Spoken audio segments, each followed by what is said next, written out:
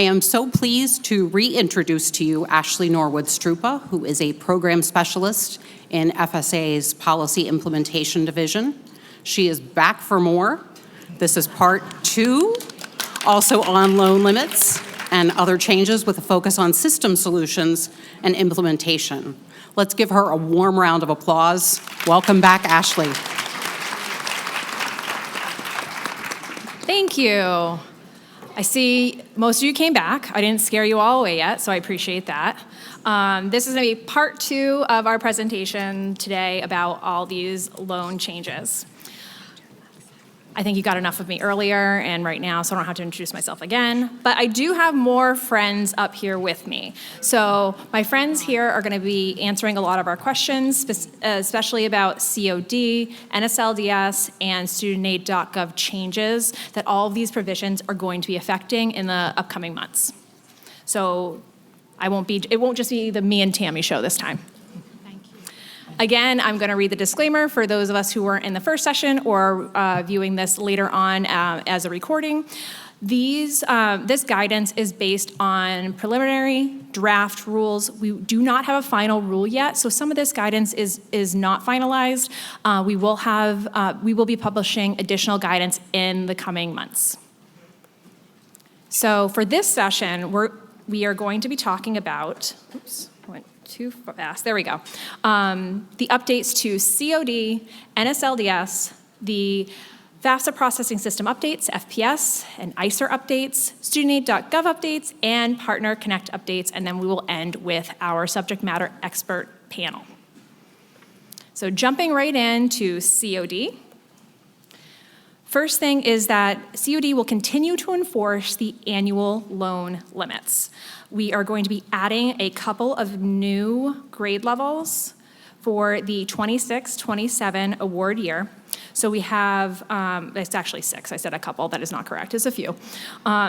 Graduate, never professional, graduate was professional, professional never graduate, professional was graduate, graduate concurrent enrollment, and professional concurrent enrollment.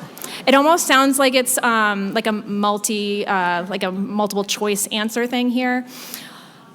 There's a lot of new nuances when it comes to especially the graduate levels where we are looking at the annual loan limits. So we have graduate students who are going into programs where they may have already been in a different program previously. We have students who will be new graduate students. We also have the difference between graduate and professional students. So we have these 6 new labels for our graduate and professional level students. The existing grade level 6, which is first year graduate/professional, and 7, continuing grad, professional, or beyond, are going to continue to be used for the award year 25, 26, and prior. But these new ones are going to be what we're going to be using for the 26, 27 year going forward. All right, so new loan limits will be applicable to loans with the earliest disbursement date, the EDD, on or after July 1, 2026, unless the borrower is eligible for the grandfathering. COD is going to prevent new Grad Plus loans when the award begin date is on or after July 1, 2026, and the EDD is also on or after July 1, 2026. That, of course, is unless the borrower is eligible for the grandfathering. COD is going to add new loan limit logic to enforce the new Parent Plus annual loan limits as well. For grandfathering specifically, if a student who is a graduate or undergraduate student is determined to be eligible for the grandfathering, so that's a student who's currently enrolled at the same institution. For undergraduates, they're at the same credential level. For graduate and professional students, they're in the same program. They're going to allow the student to continue to receive those loans under the old limits, the limits that are current right now, for up to 3 award years, 26-27 through 28-29, if the student remains continuously enrolled in the same program and at the same school. So if any of the grandfathering provisions are broken, then they will flip to the new loan limits. Whether they're graduating, they don't enroll for a time, they change their credential level, they change their program at the graduate or professional level. COD will not validate the difference between the total length of the program, the borrowers enrolled, compared to the period of the program that the student has already completed. That is going to be up to the school to enforce. So the schools are going to be responsible for ensuring that students are eligible for the grandfathering, that they haven't broken it, based on those two components. The amount of time the student's enrolled in the program compared to how much time left in the program. At implementation, COD will perform a one-time update to identify graduate students that have an active Grad Plus or graduate unsubsidized loan, or undergraduate students that have an active sub, unsub, or Parent Plus loan in the 25-26 year, with an award end date on or after April 4th, 2026, and will apply the new loan limit exceptions. COD will create a new report for schools to identify borrowers who meet the required grandfathering criteria. I'll talk about the different reports COD will be creating soon. COD will pass the grandfathering information on to NSLDS.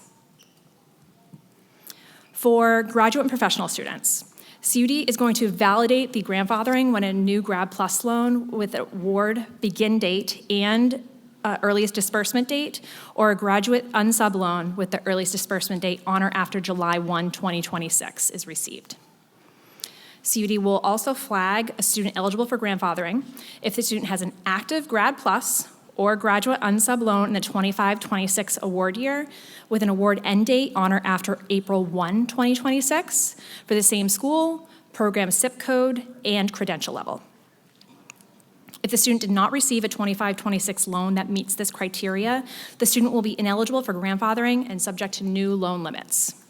So these are the points that the student's going to need to meet the grandfathering. COD is going to return the new loan limit exception tag in the DL Common Record and web responses. Excuse me.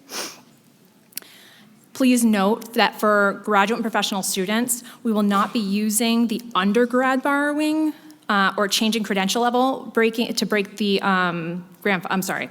we won't be using the undergraduate borrowing for graduate students because they are changing their credential level. So they are not grandfathered when they go from a bachelor's degree to a graduate professional degree. Parent Plus for grandfathering. COD is going to validate the grandfathering when a new direct loan for an undergraduate student with an earliest disbursement date on or after July 1, 2026 is received. They are going to flag a student eligible for grandfathering if the student has an active undergraduate sub, unsub, or Parent Plus loan in the 25-26 award year with an award end date on or after April 1, 26 for the same school and credential level. If the student did not receive a 25-26 loan that meets this criteria, the student will be ineligible for grandfathering and subject to the new loan limits. COD will return the new loan limit exception tag in the DL Common Record and web responses. Additionally, a borrower can lose eligibility for the loan limit exception if they are not continuously enrolled in the degree at the same school or if they exceeded that 3-year maximum. So I can't stress enough that the student needs to stay at that same school. They can't transfer. For the undergraduate students, they can change majors. They can't change credentials. They also have to remain enrolled. A leave of absence is okay, as long as it's an approved leave of absence. But if they don't enroll for a term, they just don't contact the school, there's no approved leave of absence, then the grandfathering is broken. COD will reevaluate the loan limit exception when a new 25-26 or 26-27 loan is originated, or a school cancels or makes the updates to the award end date, zip code, and or the credential levels on a previously accepted loan. If an undergraduate student is transferring associate degree credits to a 4-year college that has an articulation agreement, schools will need to report that date to students' credits transferred to their school to COD in the new program attendance begin date field to prevent loss of grandfathering. So the new school report that COD will be sending out to schools. It'll be generated weekly. It's going to be available at the COD website in the CSV format. This new loan limit exception report will be created to identify students who have the loan limit exception flag, yes, so they are eligible for grandfathering. This will only be during the period where grandfathering would be allowable, so the next 3 years. This report is going to show us the OPE ID, student's name, their SSN, ways to identify the student, and that they have that exception flag flagged for those students. And that exception flag means when it's yes, they are eligible for grandfathering from the information that we have.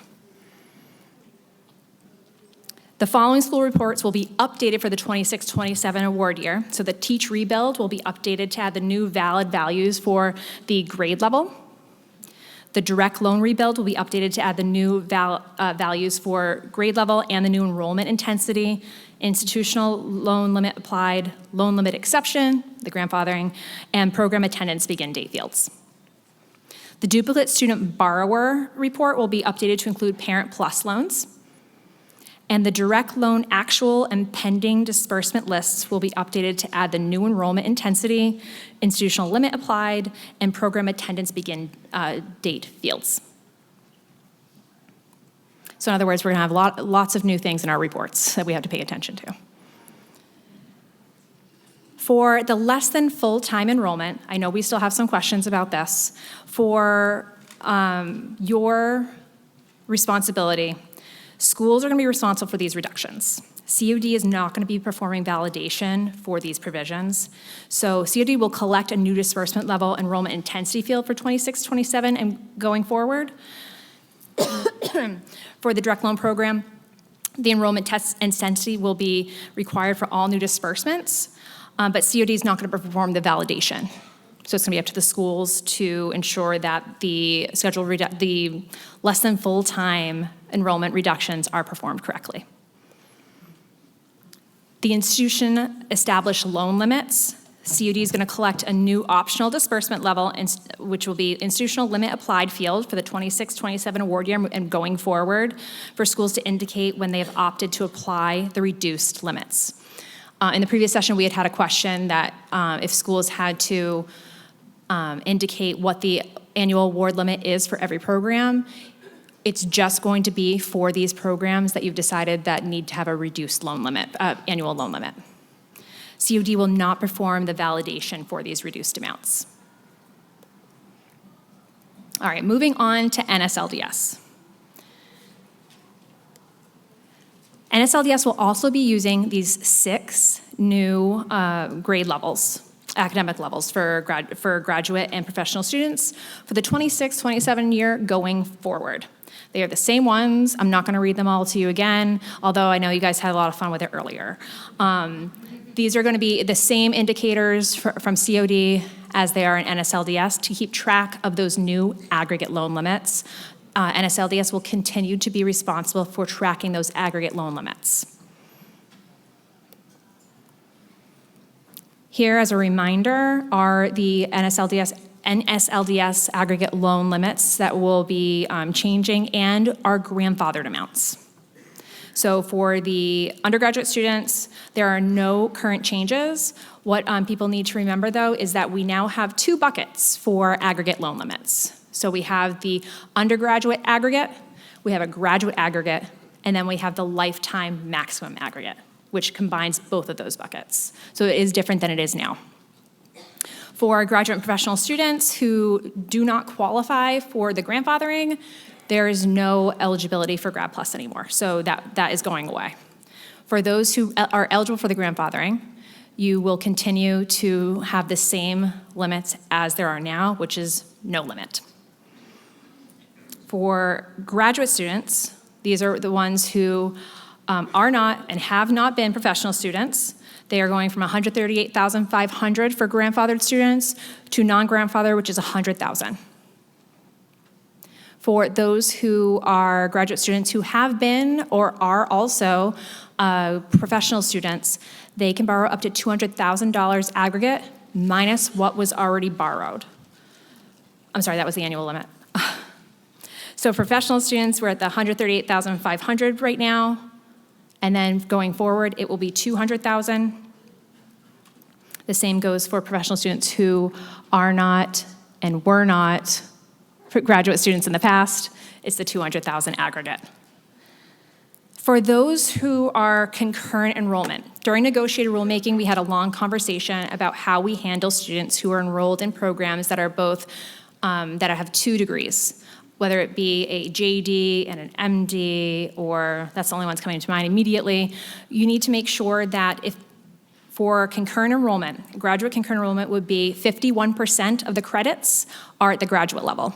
So they get the lower amount of the $100,000 for aggregate. For those who are at 51% or more for the professional level, they get the higher amount at the $200,000 level. So that's where we're talking about the concurrent enrollment, is we need to make sure that it's whatever amount of credits they have, it's the higher amount, the 51% or more. Graduate and professional students who do not qualify for grandfathering. They are either new students, they are transferring, they are changing credential level, they're changing programs at the graduate level. They will not have undergraduate subsidized and unsubsidized loans counted toward their graduate professional aggregate loan limits. That's where I keep talking about these new buckets of aggregate limits. For graduate students who were previously professional students, loans taken as a professional student will count toward the $200,000 graduate aggregate loan limit. For professional students who were previously graduate students, loans taken out at a graduate student will count toward the $200,000 professional aggregate limit. Borrowers who qualify for grandfathering will continue to have the undergraduate borrowing count toward the subsidized and unsubsidized graduate professional aggregate loan limit. So those who are eligible for the grandfathering, you're still going to have that one bucket for the undergraduate and graduate aggregate. It's all grouped together. For those who qualify for the new limits, it's going to be separate. Students who qualify for grandfathering will not have the new aggregate loan limits enforced while the exception applies. However, the limits will still be calculated for you, and they're going to be displayed in NSLDS and included in outputs along with other impacted areas. So you're going to start seeing those in April, and you're going to see both so that you can evaluate depending on where the student is. Because there are going to be times where immediately we might not be able to flag them, or they aren't flagged yet. We don't know what their enrollment is going to be in the future. We're going to be able to see both of those fields so that we're aware of what the previous limits were, or where they fall in the previous limits, and where they fall in the new limits. Students who continue borrowing after the grandfathering period ends will be subject to the new limits. So that's either if the grandfathering ends, it's after the 3 years, or they break the grandfathering. They're going to flip to the new limits. And yes, that can occur when we have students that do this. They could be over the aggregate limit and may not be eligible for borrowing anymore, depending on what the program is, how much they've already borrowed. For the Parent Plus aggregate loan limits, starting with the 26-27 award year, it's going to be $65,000 per dependent student, not per parent. This is really important to remember. I think I mentioned this in the first session, but for those who didn't attend the first session, or I just want to remind you, it's not going to be mom and dad can borrow up to $65,000 in total for you. It's in the aggregate. It's for everyone borrowing for you. If you are lucky enough to have 4 parents because your parents got divorced and they got remarried, you can't have 4 people borrowing $65,000 for your full career. It is $65,000 total. And so these are the conversations that you as schools need to have with your students and parents of the students about we need to make a plan for the 4 years, because if you're borrowing $20,000 in that first year for that student, we can't borrow $20,000 all 4 years. We need to be aware and make a plan for it. Another important note is this is one of the 2 aggregates that counts all amounts borrowed, and it does not matter if they've had any that has been forgiven, discharged, or paid down. The exception to that is canceled. So if you awarded a Parent Plus loan of $10,000 and they returned that $10,000 in that fall term, that doesn't count. They returned it in that term. They never actually, they didn't take the money, it didn't apply. So that is not considered part of that amount. That amount is still available to borrow for those students. So we can't stress enough, you can't pay down to borrow more. So existing logic for determining additional unsub amounts remains the same. So no additional unsubsidized eligibility applies after reaching the Parent Plus limit. So in other words, when we have, in current situations where we have a parent who is not eligible for a Parent Plus loan, and they can take out additional unsub, if the parent hits that aggregate max or annual max, they can't get additional unsub to help that situation. It's not that the parent borrower is not eligible due to adverse credit, it's because they've reached their maximum. So they can't get additional unsub for that.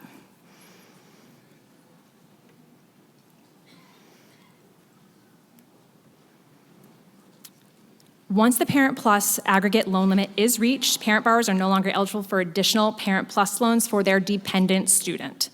The parent borrower and dependent student who qualify for grandfathering will not be subject to this aggregate limit during the grandfathering period until it is broken or it is exceeded. The limit will still be calculated just like for the unsubsidized and subsidized amounts. It's going to be displayed in NSLDS, and it's going to be included in the outputs along with the other impacted areas. Parents who continue to borrow Parent Plus loans after the grandfathering period ends will be subject to the Parent Plus aggregate loan limit.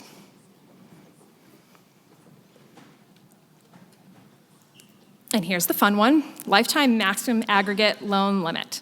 So this is our new one. So starting with the 26-27 award year, student borrowers will have a lifetime maximum aggregate loan limit of $257,500 for student borrowers. This is bringing together the undergraduate borrowing and the graduate and professional borrowing. It includes all amounts at the undergraduate, graduate, professional levels, even those that have been repaid, forgiven, or discharged. Just like the Parent Plus aggregate limit, you can't pay it down to borrow more. The exception to that is the cancellation. So if they returned some funds for whatever reason in a term, that doesn't count against you. But if it's anything that's been discharged, forgiven, or just repaid, grandma gave you 10 grand and you were good about it and put it toward your loan, you still can't borrow more in the future. Parent and Grad Plus loans are excluded from this maximum aggregate limit. It also excludes consolidation loans because we are using the original disbursements. It also excludes heal and health profession loans. Do not get that confused with the increased amounts for the unsubsidized loans for health profession students. Those will end during the grandfathering period. They're not subject to the lifetime maximum aggregate loan limit during the grandfathering period, and they will be eliminated afterwards. So it's not going to be, it won't be part of the lifetime maximum aggregate loan limit. And the grandfathering and non-grandfathering are all-inclusive, it's all or nothing. So for those students who currently are eligible and will continue to be eligible for those increased unsubsidized amounts, being in the health profession, in an eligible health profession program, they'll only be eligible for up to that 3 years of the grandfathering, and they won't be subject to this lifetime maximum aggregate loan limit until the grandfathering is broken, or they reach that 3-year limit.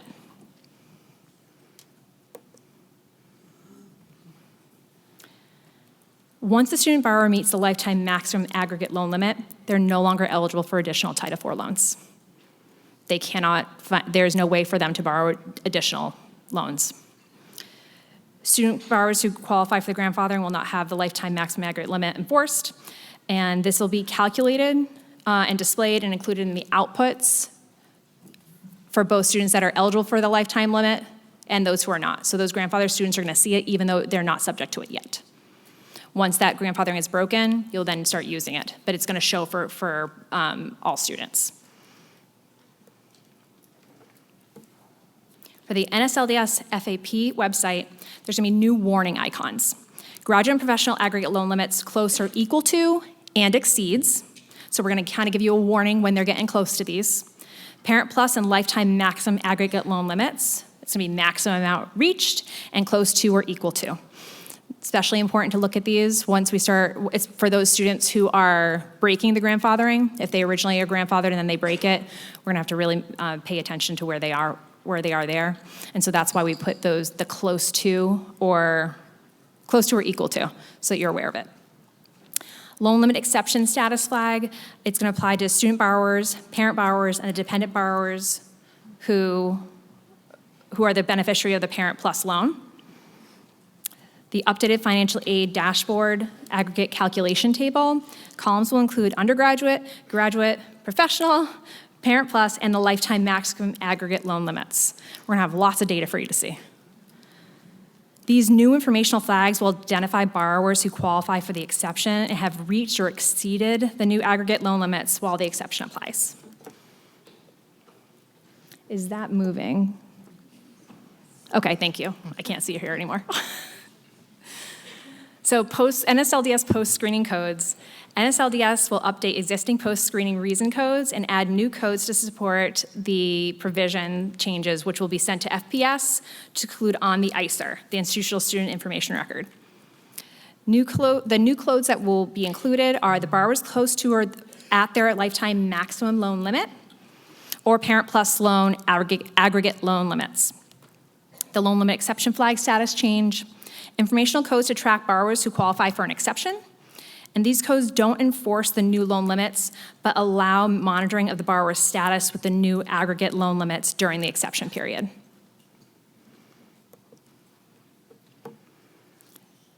So the TSM FAH updates for the new provisions, the processes that are being updated, NSLDS will update transfer student monitoring, TSM, and the financial aid history, the FAH, to support the provision changes. The file layouts are the TSM alert files, and the FAH outputs will include new fields and changes to existing fields to accommodate the new provisions. And the user guide will reflect all file layout changes.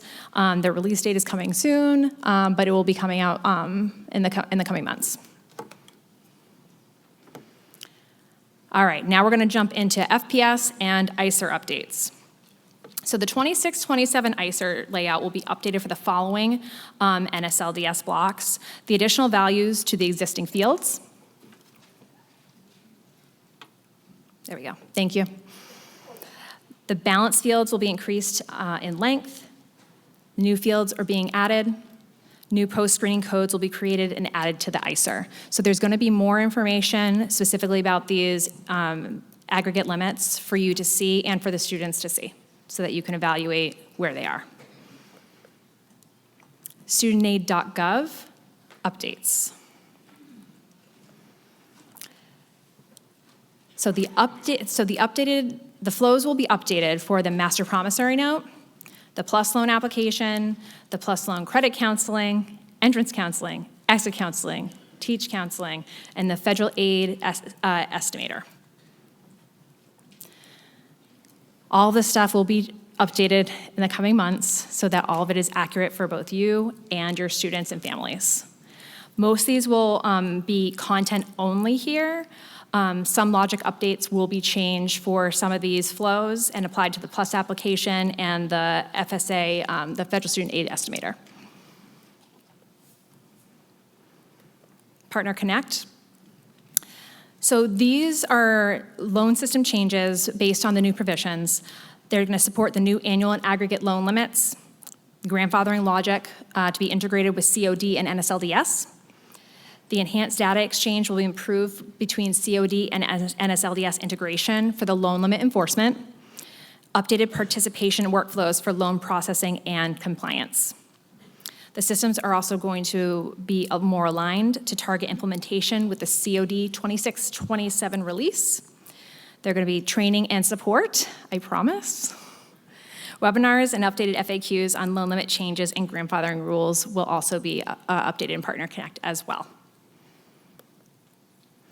Now the implementation timeline. So all the system changes are expected to be implemented with COD's 26-27 new award year release, scheduled currently for April 26, 2026. That's especially when you're going to be, for like NSLDS, you're gonna see the two loan limits, the grandfather limits and the new limits. This release will also include adding the 26-27 award year to the COD system. And now our favorite time. It's time for questions. So I'm going to show you the QR code. I'm going to pull up the questions as they come up. And I'm going to remind everybody who is here with me to help answer questions. Tammy Abernathy from the Office of Post-Secondary Education, Jennifer Pattison for COD, Leah Santor for NSLDS, Blaine Sayoum for NSLDS, and Manal Farouk for StudentAid.gov. I'm going to show you the QR code now. And bear with me while I pull up the questions that start coming up. I am going to start over here. Oh, we're not looking, so I'm going to start over here. Thank you. I need clarification on one of the COD implementations. Will the grandfathering indicator only be there if they had a 25-26 loan?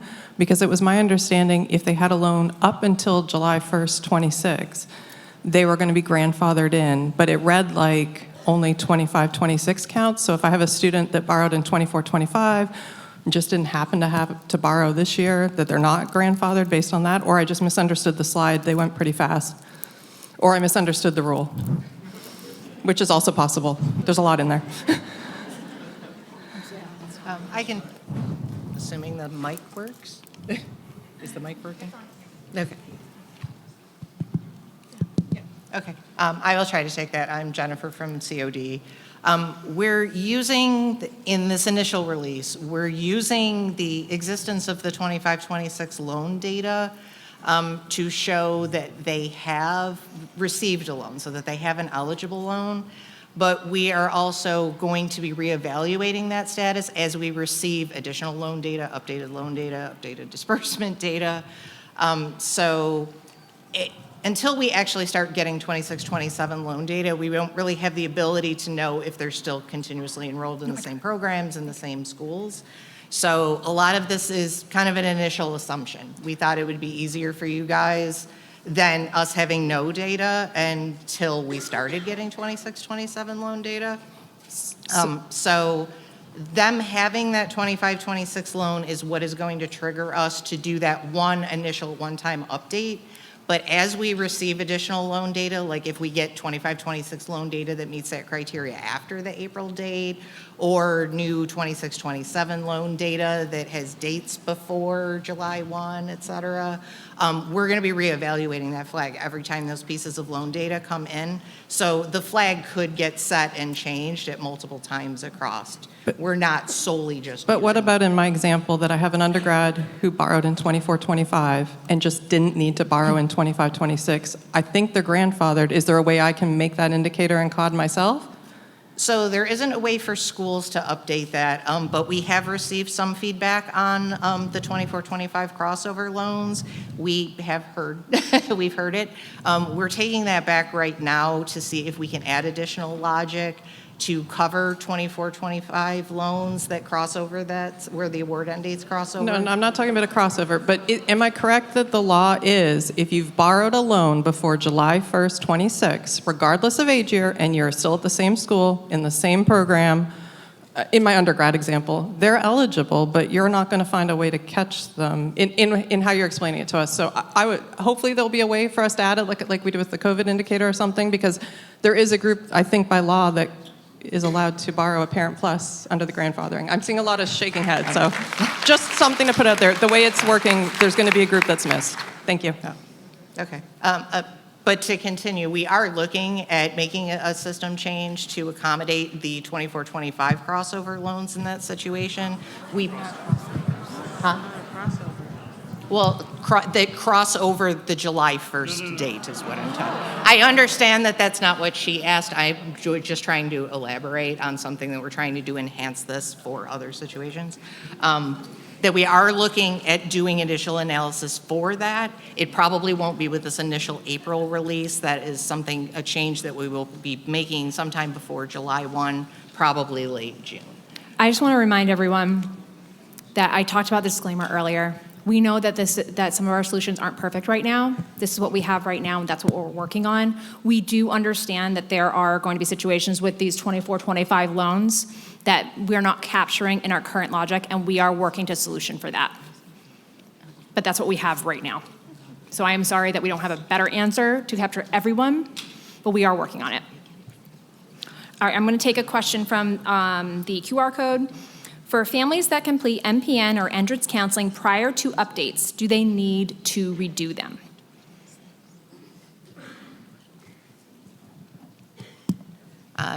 No, the MPNs and the counselings are not year-specific. So for the MPN, if you're using it as a master promissory note, that MPN is still good for 10 years. We will be updating the MPN forms later on in the year to have additional content in those. So if someone is completing a new one, it will have updated language, but any of them that are still valid that are on file will still be good. And entrance counseling only needs to be completed once prior to when you receive your first loans. So you won't need to complete that again because the rules have changed, but we will be updating the content in those for new people completing them going forward. And I'll take a question here. Thank you. For a standard academic year, how would you implement a grade level increase, especially without a one-term loan? So for example, you have a student that is fall and spring, they become grade level 2 in the spring. Would you go back and add it to the original loan in COD or create a new loan, but then you would only be able to get half? A little confused on that. Are you talking about the policy or the loan, the system? Both, actually. I was afraid you were going to say that. Okay, so let me make sure I understand the policy. If you have a one-term loan, a grade level increase, you've already processed a fall, spring for the student. Technically, it's a one-term loan, so if that one-term increase, the student is full-time, they would get that full-time amount. But only half. Right? Because it's for the one semester, right? If the student is not full-time, I'm going to want to take that piece of it back because I believe that you would apply, no, you'd have to look at it. If they're not full-time, you'd have to look at what part of that they could get. But because they are a fall spring, you could still see if they're within the 24 hours and if they're eligible for that piece, all of that piece, they could still get that additional grade level increase as a spring only. Making sure that all other eligibility criteria are met. You know, cost of, what does it call it now? Cost of all the new OFA, cost of attendance minus the OFA to make sure, plus, you know, what they already have for the one term. So it's all built on that one term because it's that one term loan. But you would be able to, because they were enrolled across the whole year, you would be able to count that as a 24 hours, if 24 hours is full-time for your academic year. Make sense? So for clarity, if they were grade level 1, you get 1750, they were full-time. And then they transferred in some hours, and so in their second semester, now they're exceeded the 24 credits for our institution. So the grade level 2. So No, they're well, grade level they'd have to be, 2. whatever your grade, is it 30 Correct. hours, right? 24. Okay, that. So in that second semester, then we could give 2750, is what you're saying? You would To give them make the it- additional, whatever the one-term amount ends up being with all other eligibility criteria met. So if you're doing a one-term loan, it's half of the cost of education. It's the aid that they're receiving for that one term, less the SAI. And if they have all of the eligibility and they are full-time, they would get that full-time additional amount to bring them to a grade level, for instance, like you said, grade level 2. Okay. Okay, so you still process everything the same. If they're not full-time, then that's when you're going to have to look at it very carefully because it is an academic year annual, a new annual loan limit, right?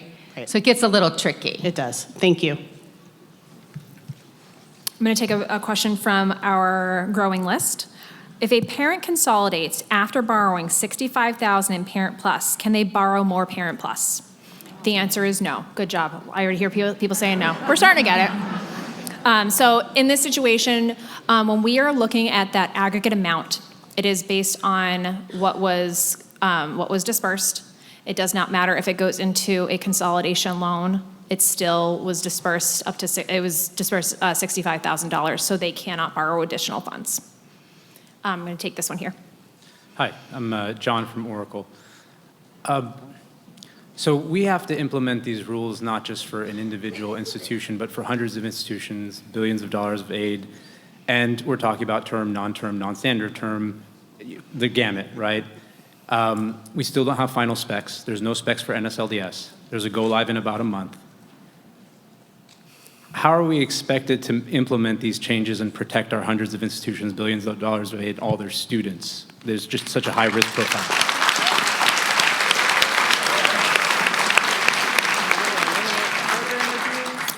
I appreciate that, and I unfortunately can't answer that question for you. So I guess what's plan B? If, like, for example, you said specs will be available in the coming months, the go live is next month. So what do we do when NSLDS is flowing and there's no way to process it? NSLDS is going to have the TSM guide out probably by the end of this month. So with 3 weeks to go live? Yes. We are working on it. There's a lot of changes. But if I assume that you're currently in implementation of your own code, could you share your preliminary specs that you're basing your own implementation on? We can try, yeah. Like I said, it's latest end of March. We're trying to get it out sooner. It has to go through a couple different, looks at it. We'll take anything. We'll try our best. Okay, thank you. I'm going to take this question over here. Thank you. And this is for clarity. I am at a medical school. It's a 4-year program, 8 semesters. Of course, I still have a couple people coming out of COVID. And so I have students who maybe they've been enrolled 25, 26, and they're in their 10th semester. Are these students, when they start their 4th year, going to be considered legacy students or not? Can you give me the timing again? I apologize. Okay, so again, they are now 5 academic years into the process. We have a maximum of 7. Okay. So they will start year 6 next year. The standard and expected time to graduation is 4 years. If the standard expected time to graduate would be 4 years, and they've been doing it for 5 years now, Correct. so they're not full-time? They are full-time. They're full-time students. When they started out, they had issues because of COVID. So, and students have problems due to a myriad of situations that come up in their lives. This is why we have, our expected to graduation, and we have our program maximum length. And so this is my question. If we're not at the program maximum length, but we are past the expected length, where do they stand as a legacy student? It's based on the expected length and how much they've already completed.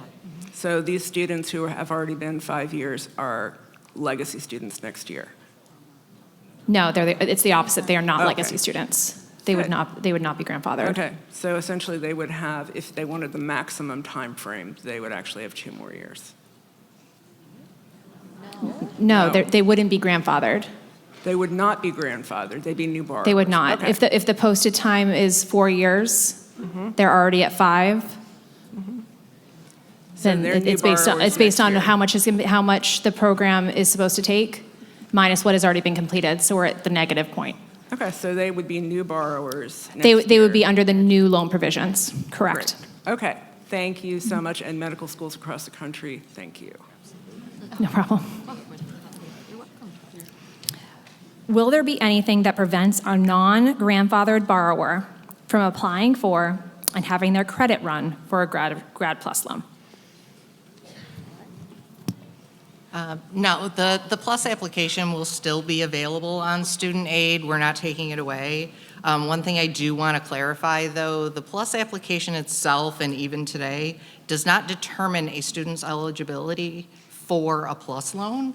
It just collects some data elements to help the schools originate. It performs the credit check, provides you the credit check results, and it does a check with NSLDS to see if they're showing in default on there. So they will still be able to fill out the PLUS application. We will still run the credit check. But just because they have submitted the application and gotten an accepted credit check does not mean that they are eligible for the PLUS loan. It's not going to be able to determine whether or not they're falling into this grandfathering criteria. And we do plan to add some additional messaging to the application itself. We just haven't locked down that language. I don't know if you have any more information. to share. Yeah, I just want to say, so most of the updates on StudentAid.gov, they are content updates. We are not making changes to our flow with the exception of the federal student aid estimator and then certain pages within the PLUS application. We're going to take the question from all the way over to the right. Thank you. I have one request and one question for you. So I think Tammy in the first session clarified that institutions could take on the risk. If students are not enrolled full-time at the time of disbursement, we have students who are waitlisted and then become full-time, that we could assume that risk and disperse the rest of that loan for that term. So if you could document that for us somewhere, that would be really helpful. Is that not what you said?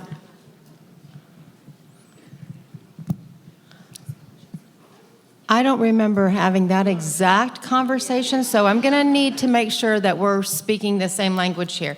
Please explain to me again. We didn't talk about a waitlisted student or anything, so I want to make sure that I'm answering your question, but I'm a little For a class. confused by it. Sure, of course. So we have students at the time of disbursement who may not be enrolled full-time because they are waitlisted to enroll in another class. That would then put them at full-time units. So I thought what you said to one of the men earlier was that the institution could assume the risk. If we wanted to disperse that once the student became full-time, we could do that. So I have a question for you. At the time of disbursement, what is the student? 3/4 time. Then how would you disperse the loan? At 3/4 time time at that point in Yes. time. At that point in Correct. time. But once they got into that additional course and became 12 units, because that's full-time for us, could we disperse the rest? It is, yes. Correct. If that's Okay. your question, you can look at their enrollment for the fall and enrollment for the spring, and you, on your campus, can choose to process any increases of enrollment up to full-time at the, whatever the 50% mark would be for the respective, freshman, sophomore, junior, senior, and beyond. What you have to do, though, is remember that at any disbursement point, you have a series of things you look at from an institution's perspective that must still be followed. True. Correct. Even if you are increasing that money. When it comes to the spring and that student is no longer enrolled in a full-time status, then you are going to need to make sure that you evaluate the annual Correct. award and because it's an academic year, right? Got it. So you need to just make sure that if they're full-time in the academic year, then they get full-time money. If they're not, they don't. It is Got it. that cut and dry. Okay. So yes, if you're going to assume that risk, it's not a risk if you're awarding them and you check enrollment and they're full-time. That there's not a risk there. The risk is when you go to the second term, what are they, and are they maintaining full-time And do you status, need or to are they adjust? less than full-time? Correct. Okay. So if we could document that somewhere, that would be great, because I have not seen anything that speaks to Well, it doesn't have to be increased enrollment documented. I don't versus say like the decrease. final, if you look at what we write in our regulations, it's going to tell you exactly what to do. Like what the formula is. If they're full-time, they're full-time. There's no formula that needs to be calculated. Like your It's the packaging increase, philosophies are your packaging philosophies. Okay. So each school has their set of parameters that they use to package aid. If you had a student that enrolled and maybe their credits didn't get posted all the way, they're enrolled, they're showing up as a freshman, but my goodness, they're a junior, but those credits have not been fully accounted for yet, and they come in midterm of that first semester, what would you do? You would reevaluate the loan, correct? It's the same concept. You would reevaluate that. So that is a packaging philosophy. Some schools choose not to do that and wait until the second term, right? You have that option. We are not going to prescribe to you exactly how you look at each respective loan. That is your job as financial aid professionals. We don't want to hamstring you. We wanted to give you the flexibility to still do what you need to do for your students, but following the new annual loan limit. I hope that makes sense. I know you're not happy with Close that enough. answer, and I'm sorry, but it's a packaging philosophy at your institution. You can say in your packaging philosophy and your standard procedures that students who after the first disbursement or at the time of disbursement, if they are a one grade level and then they are determined to have another grade level in the middle of that period of time, we will, as an office, process that loan for up to half of that full-time amount. Okay, we'll do the assessment. My actual question, what I'm reading here and what I'm understanding is that we need to prorate Grad Plus for legacy borrowers. How do we do that if there's no annual max? You need to, it's not a proration, it's a schedule of reductions. I'm going to go straight to the terminology that we use. I'm a stickler on terminology because it'll get us in trouble if we don't say it the right way.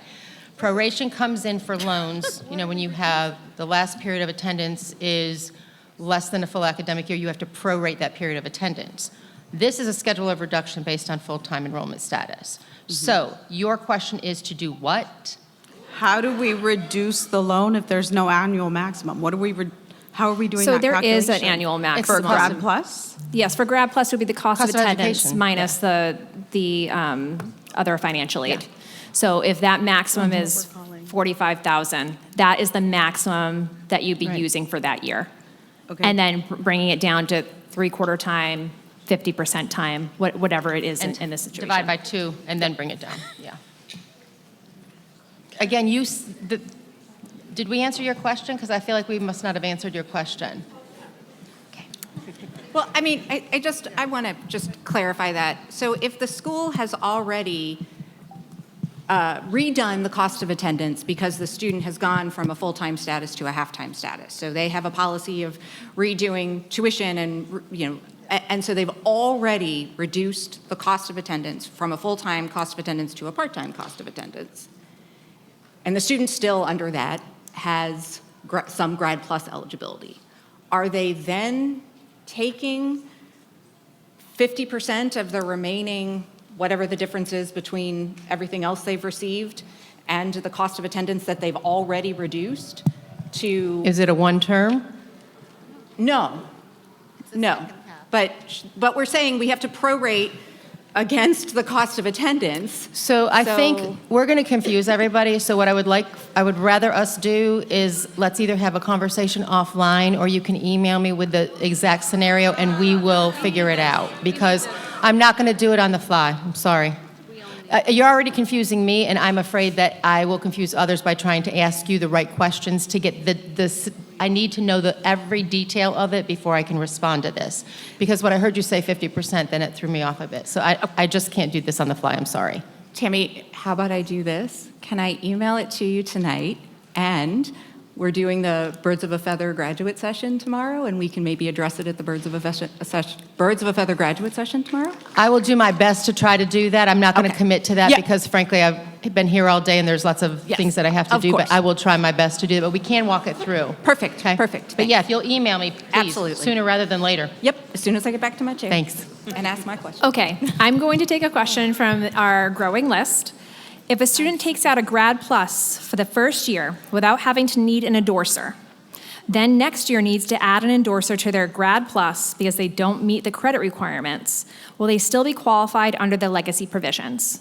The answer is yes. Just because you need an endorser does not break any of the grandfathering.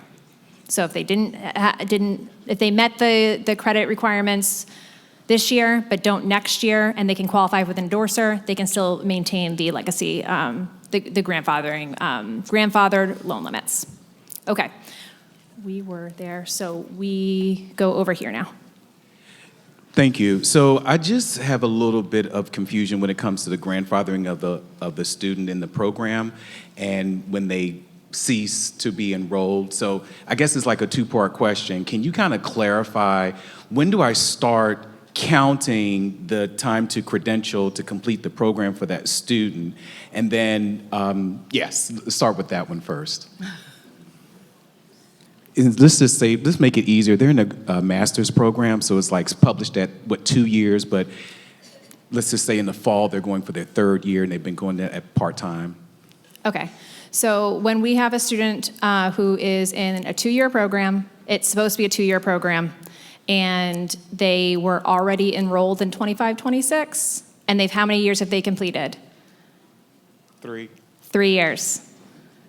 They will not be grandfathered. Thank you. No problem. I'm going to take right here. Good afternoon, everybody. My name is Paige McCrimmons, and I work in the Financial Aid Office at Philander Smith University. So to provide some color, I realized part of the presentation about Parent Plus loans being denied now for them reaching their $20,000 loan limit. I deal with a lot of students where I do award the unsub additionally if they are denied. Now I have to tell these same students that I cannot award them an unsub loan because their parent reached a loan limit. Is that my understanding? So in the situation that you're painting with the 20,000 annual limit, they aren't being denied due to not being able to, not being eligible due to credit. They are not eligible because they hit the loan limit, just like any student would hit a loan limit for unsub or sub now. Right. So, and I understand that part. So, with their parent reaching that limit and they cannot apply anymore, I'm not able to even award them an additional unsub loan because of that? That is correct. How does that affect them? I'm sorry, who's them? The student? Yes, yeah, I'm trying to sorry. understand so I know how to give that explanation because they're going to ask me, how does my parent reaching a loan limit affect me if the Parent Plus loan is not included in my limit? Does that make sense? Yep. Okay. Yep, okay. no problem. So I just want to make sure I'm saying the right things, you know, because if we're wanting kids to go to school and we have a low income, you know, child, parent already pulled out a lot, they're already halfway into their matriculation. As a sophomore, I can't pull out any more. If I don't have enough aid, I got to go home. How does this help students matriculate if that's the case? How do you... Unfortunately, we're going to have to ask the question, how do you handle situations where this, even awarding additional unsub to those students now where their parents don't qualify, how do you handle that now? The student might appeal for more aid. They might have to go to to see if they can qualify for a private loan. And I know that is not the ideal situation. Yeah, because this affects schools now and our enrollment and, you know, having, you know, these are... Not trying to be business-minded, but I'm business-minded. Every student is my paycheck. You see what I'm saying? If I can't have enough students at this school because I now have to tell them your parent has reached a limit, it's just a consideration when you guys go back to the big table to throw that out there because that now affects students who want to graduate. Because, like I said, I deal with a lot of students who aren't already able to afford school. So... let's say they borrow up to $20,000 by their junior year, and they don't have other avenues like private loans or other resources. Is there anything that maybe the government might be willing to? I wish that I could. No, you know what? That's a dream. Yeah, that's probably a dumb question. Unfortunately, that's just the statute specifically states these, and it was designed, like Tammy talked about earlier, that it was designed to limit borrowing and limit over borrowing. And so that is where a lot of this is coming from. Yeah, and I understand that. I understand the position that you are placed, just like the students and parents. These are going to be tough conversations. Yeah, thank you.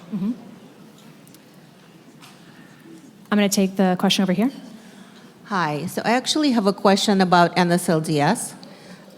We have found that a lot of our students in the middle of their enrollment are going into default. We get a pushed ISIR and they show up as defaulted. When we checked NSLDS for them, there was no indication that they were even delinquent. Yes. Are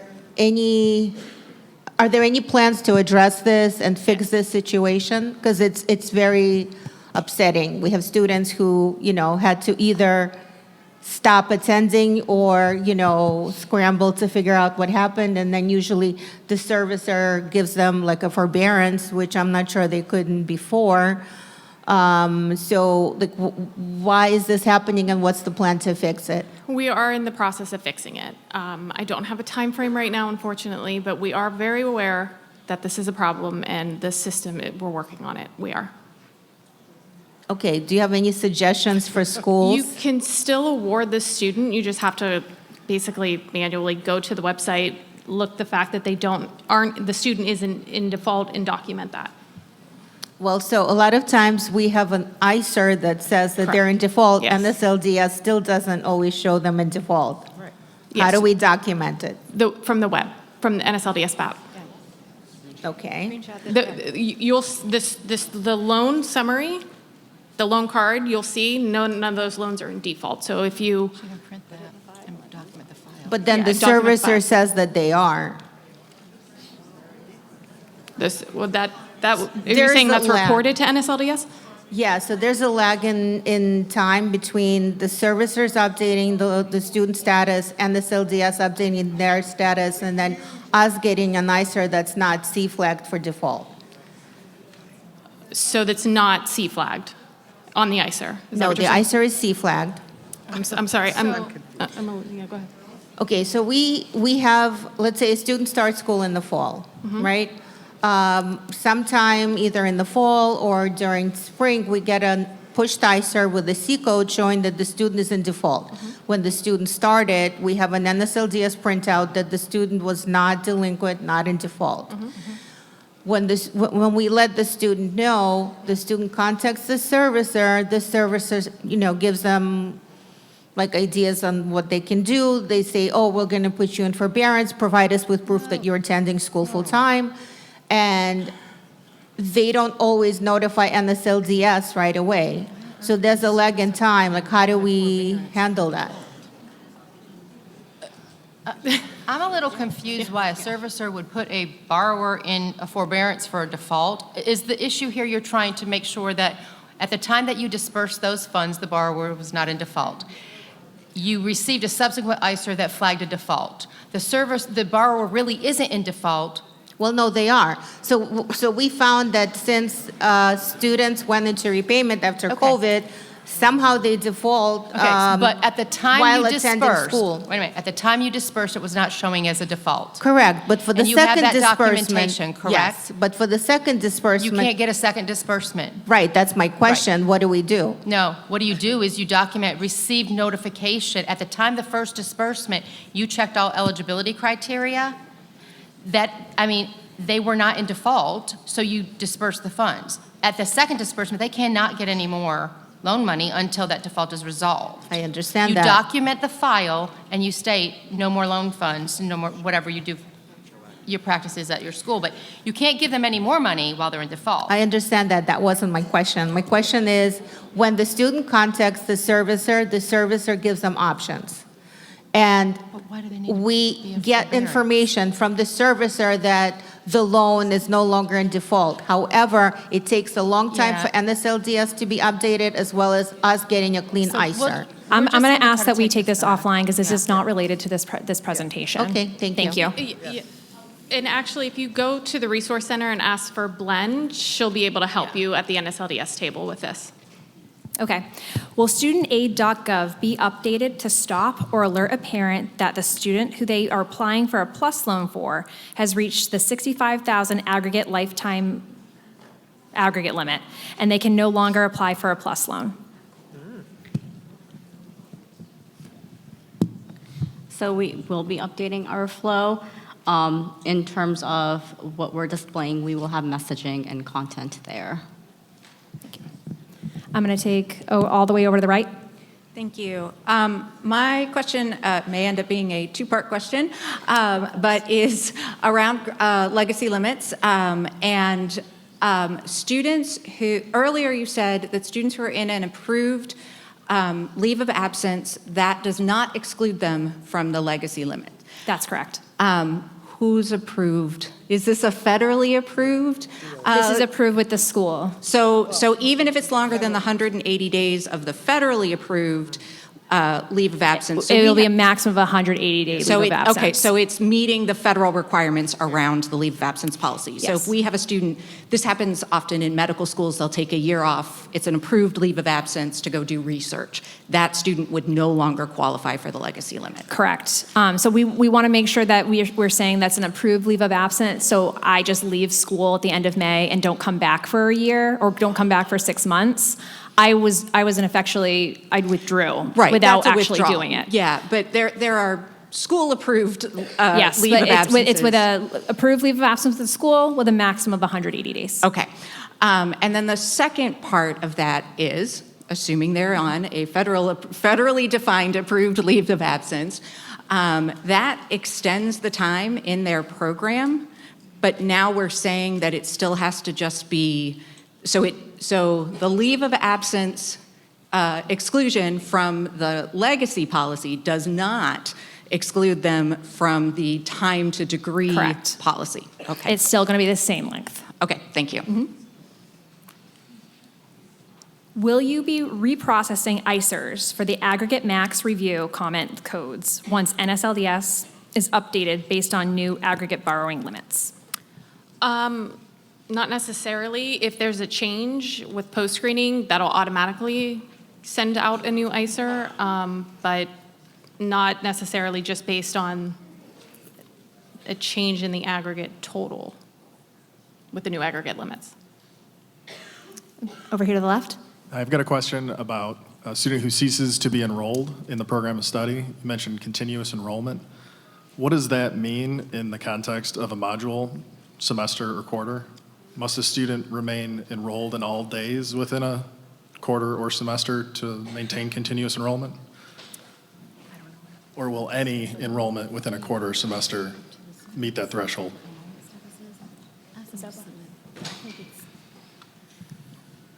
I am definitely not a person who wants to answer anything about modules. I'll be completely honest with you. So could we possibly submit that question and so that we can look into it? We do realize that there are some of these situations, especially like BBA 2, that we need to really flesh out. So if you could submit that, I would really appreciate it. Absolutely. Thank you. What will be the process by which legacy flags are removed because student changes majors or stops out?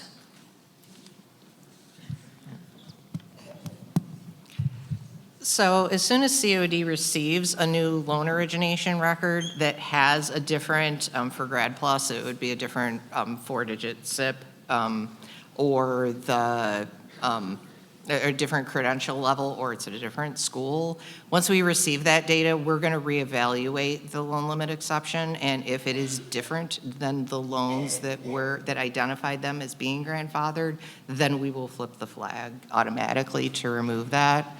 So, I mean, that's one thing that's probably to note is that just because the flag is something on COD, whether it's yes, no, or not set yet, don't hold off on sending your originations, because sending that data to us is most likely going to trigger us to reevaluate it based on that additional data and update it to be what you want it to be.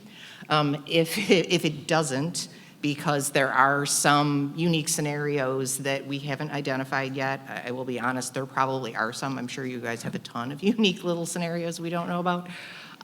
We have a manual way to be able to uncheck that flag. You will just have to contact our customer service agents at the call centers and explain to them what the scenario is so that we can review it.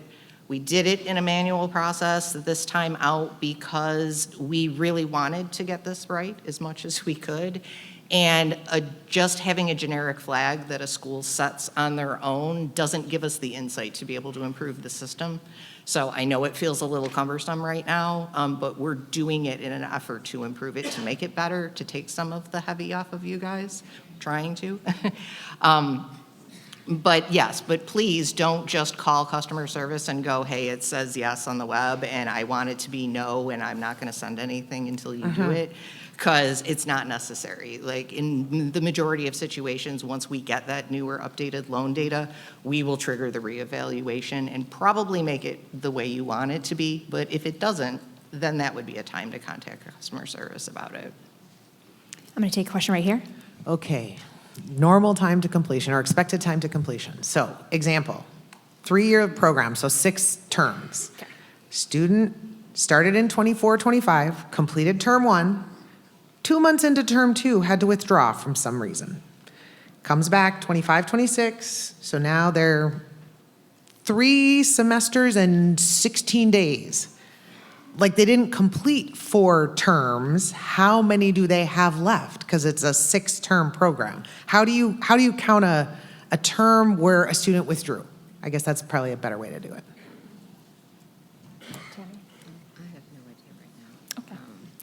We're gonna have to take that one back. Okay. Great, thanks. Yep. If you could submit that in via the QR code, that'll be super helpful for us. Thank you. Oh, this moved on me. Right here. You might say I might need to submit it. It's similar to the other question regarding legacy. There's currently rules that if a student withdraws and they come back, depending on what type of program, within 180 days, but they come back within the same term, the R2T4 rule said you have to reinstate them and make them whole. But if they've been considered a withdrawal and we've done a calc, when we go to reinstate them, are they part of legacy or are they not? Because it might, if they're not anymore, then it might change their eligibility and we can't reinstate at the exact same amount. So which rule is going to trump? Like, does the R2T4 rule trump or does the legacy rule trump?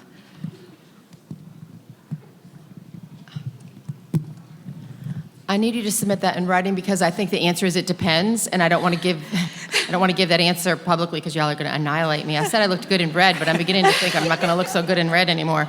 I really do need to take some of this back because I can't answer it on the fly. I need to have the regs in front of me, and I don't. I'm sorry. I was trying to find them, and I Okay. It's in the R2T4 part of the handbook, but I can send those to you too. Okay.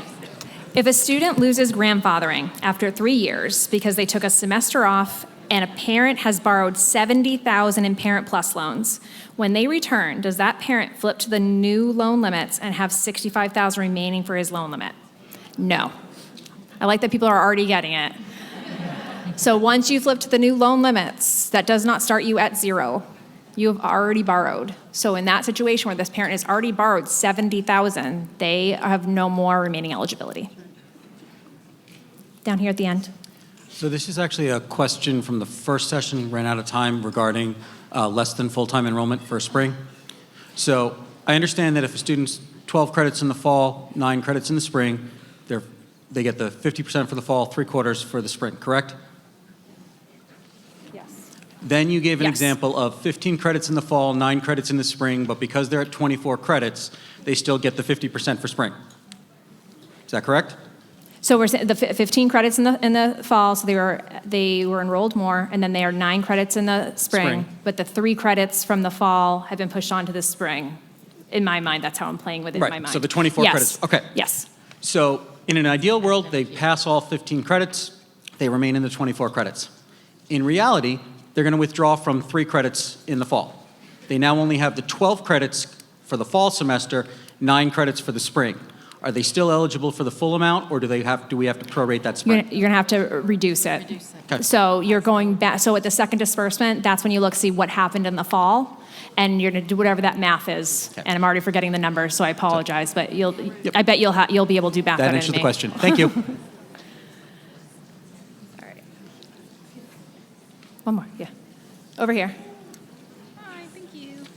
I was changing between my things and now I'm losing my questions. And I've been given the 2-minute warning. Okay.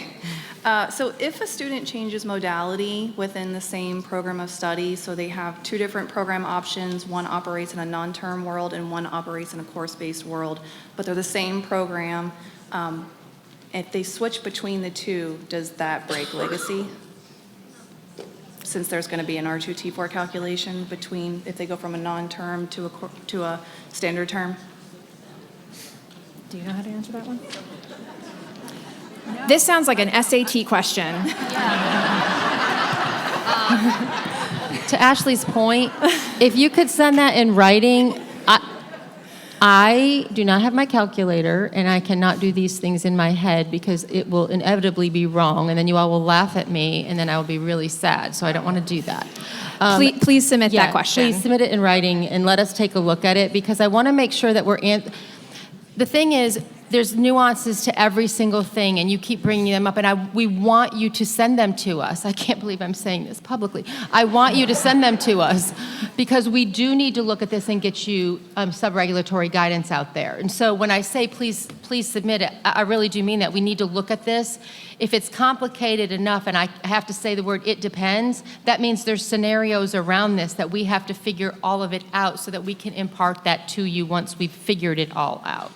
We may look like we know all the answers. Well, we don't, but we would like to think we do, but we do not. And we learn from you every single time you ask questions. So send it to us and let us take a look at it and get it back to you when we've had a chance to digest it and not lights in our eyes that are making us go blind. I want to thank everyone. I apologize we did not get to all of the questions.